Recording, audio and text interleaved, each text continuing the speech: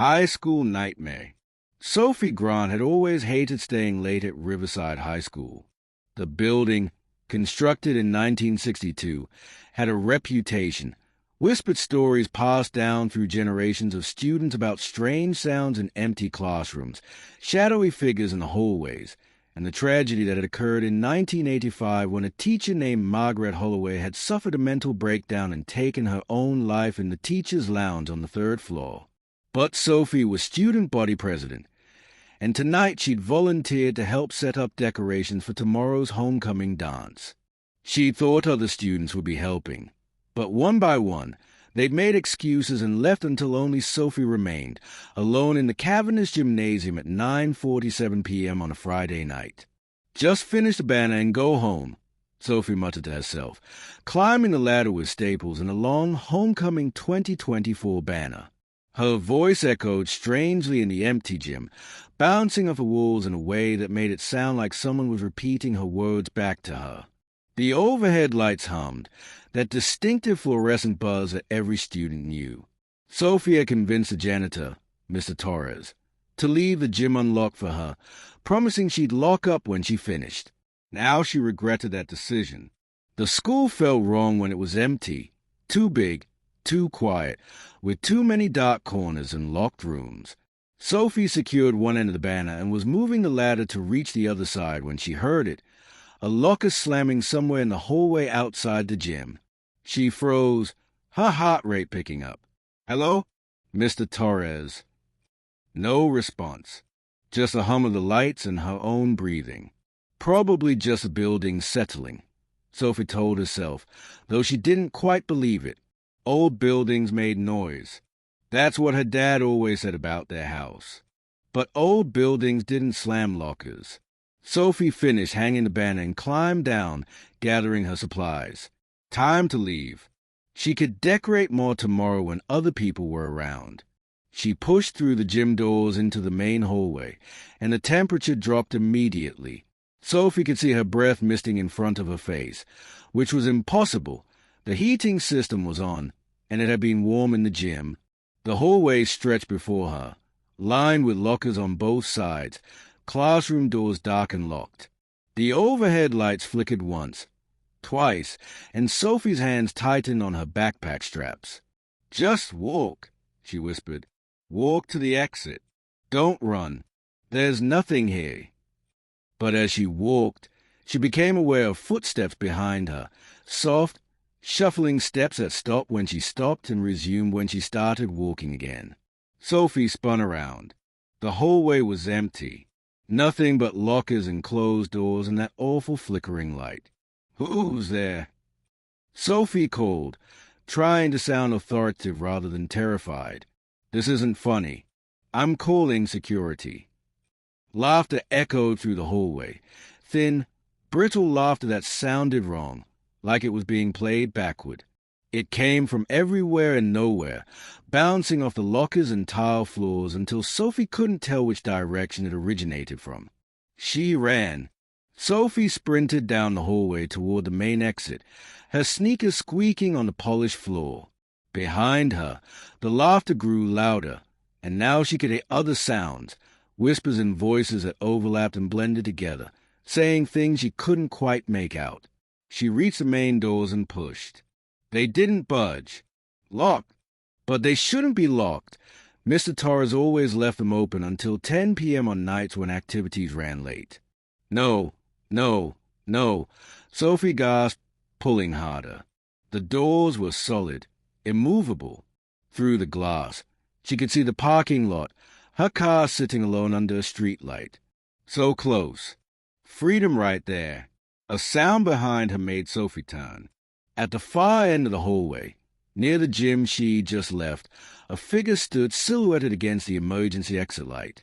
A woman in a long dress, standing perfectly still, arms at her sides. "Ms. Holloway." Sophie whispered, though she didn't know why she said that name. Margaret Holloway had died almost 40 years ago. But somehow Sophie knew with absolute certainty, that the figure standing there was a teacher who'd killed herself on the third floor. The figure began walking toward Sophie, not running, Not rushing, just a steady, purposeful walk, and somehow that was more terrifying than if she'd charged. Sophie yanked on the doors again, then abandoned them and ran toward the south hallway, toward the other exit. Her footsteps echoed like gunshots, and behind her she heard that steady walking, never speeding up, never falling behind. The south hallway was darker. Half the lights were out, creating pools of shadow between islands of sickly yellow illumination.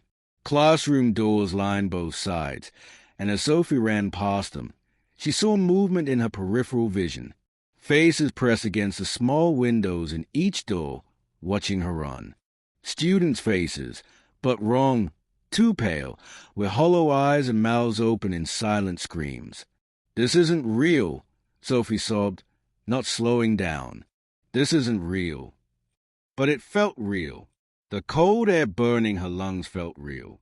The terror coursing through her veins felt real. And when she glanced back, the figure of Margaret Holloway was still there, still walking, still following. Sophie reached the south exit and threw herself against it. Also locked. Of course it was locked. A voice spoke from directly behind her, close enough that Sophie felt cold breath on her neck. "Why did you come back here? Why do you all come back?" Sophie spun around and found herself face to face with Margaret Holloway, or what had been Margaret Holloway. The woman's face was gray, her eyes milky white with no pupils. She wore a teacher's outfit from the 1980s, but it was stained with something dark that looked like old blood. And around her neck, Sophie's stomach lurched. Around Margaret's neck was a rope, the noose still tight, the frayed end dragging on the floor behind her. "I didn't mean to come back," Sophie whispered. "I was just decorating for homecoming. Please, I just want to leave." Margaret's head tilted at an unnatural angle, mimicking the way a hanged person's head would hang. "Leave? But you just got here. Don't you want to see where it happened? Don't you want to know why?" "No," Sophie said firmly, pressing her back against the locked door. "No, I don't. I'm sorry for whatever happened to you, but I wasn't even born when." "They all say that," Margaret interrupted, her voice taking on a harsh edge. "They all say they're sorry, that it wasn't their fault, that they didn't know. But they knew. The students knew. They knew I was suffering. They knew I was breaking. And they laughed. They made jokes. They made my life hell until I couldn't take it anymore." Tears ran down Margaret's gray cheeks, black tears that stained her face like ink. "Do you know what it's like? To be so desperate, so alone, so hated that death seems like the only escape, and then to discover that death isn't an escape at all? That you're trapped here, in this building, forever reliving that moment when the rope tightened and the world went dark." "I'm sorry," Sophie said, and she meant it. Whatever had happened to Margaret Holloway, whatever had driven her to suicide, Sophie felt genuine sympathy for the woman's pain. "I'm truly sorry. But killing me won't change what happened to you. It won't make your pain go away." Margaret's milky eyes seemed to focus on Sophie, really see her for the first time. "Who said anything about killing you?" Before Sophie could respond, the hallway lights went out completely, plunging her into absolute darkness. She felt hands, dozens of hands, grabbing at her, pulling her away from the door. Cold hands, dead hands, hands that felt like they'd been underwater for years. Sophie screamed and fought, but there were too many of them. They dragged her down the hallway, around a corner, up a staircase. She caught glimpses in the emergency lighting, faces all around her, students from different eras, all gray and hollow-eyed like Margaret, all wearing the clothes they died in. "What are you doing?" Sophie cried. "Where are you taking me?" "To see." Margaret's voice echoed from somewhere ahead. "To understand. To witness what happens in this school after the living go home." They pulled Sophie up to the third floor and down another hallway until they reached a door with a plaque, Teacher's Lounge. The hands released her, and Sophie stumbled forward, catching herself against the wall. The door swung open on its own, revealing the teacher's lounge beyond. It looked normal: couches, a coffee maker, a microwave, bulletin boards covered in faculty notices. Except everything was in grayscale, like watching an old black-and-white movie, and standing in the center of the room was Margaret Holloway. Not the ghost Margaret. The real Margaret, from 1985, looking solid and alive and desperately sad. Sophie watched in horror as the scene played out like a memory frozen in time. Margaret stood on a chair, a rope already fashioned into a noose, already looped over an exposed pipe in the ceiling. Tears streamed down her face as she positioned the noose around her neck. "I can't do this anymore," the memory of Margaret said to the empty room. "I'm sorry. I'm so sorry. But I can't." She kicked the chair away. Sophie couldn't look away, couldn't close her eyes, forced to witness the horrible moment when Margaret's body dropped and the rope went taut and her feet kicked in the air, searching for purchase that would never come. The memory played out in excruciating detail. The way Margaret's face turned purple, the way her movements gradually slowed and stopped, the way her body finally hung limply, swaying slightly. When it was over, when memory of Margaret was clearly dead, ghost Margaret appeared beside Sophie. "Every night," the ghost whispered, "every single night since 1985, I relived this moment, over and over, an endless loop of the worst moment of my existence. Do you understand now? This school isn't just haunted, it's a prison. For me, for all the others who died here. We can't leave. We're trapped in our final moments, forced to relive our deaths eternally." Sophie was crying now, unable to stop the tears. "How do I help you? How do I stop this?" "You can't," Margaret said sadly, "but you can tell our stories. You can make sure people remember that we were real, that our pain was real, that we mattered. That's all any of us want, to be remembered, to be acknowledged, to matter." The scene faded, the teacher's lounge returning to its normal appearance. The other ghosts had disappeared, and Sophie found herself alone in the hallway with Margaret. "Go home, Sophie," Margaret said gently. "The doors will open for you now. Go home and live your life. But remember us. Remember that behind every ghost story is a person who suffered, a person who deserves to be remembered." Margaret turned and walked back into the teacher's lounge, the door closing softly behind her. Sophie stood there for a long moment, processing everything she'd witnessed. Then she walked downstairs, down the hallway to the main doors, and this time when she pushed, they opened easily.